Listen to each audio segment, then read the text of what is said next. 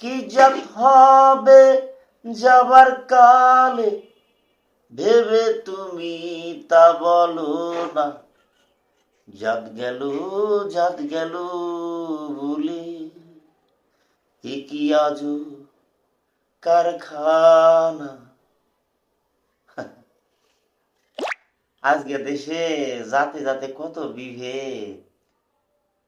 কেউ মুসলিম জাত, আবার কেউ হিন্দু জাত,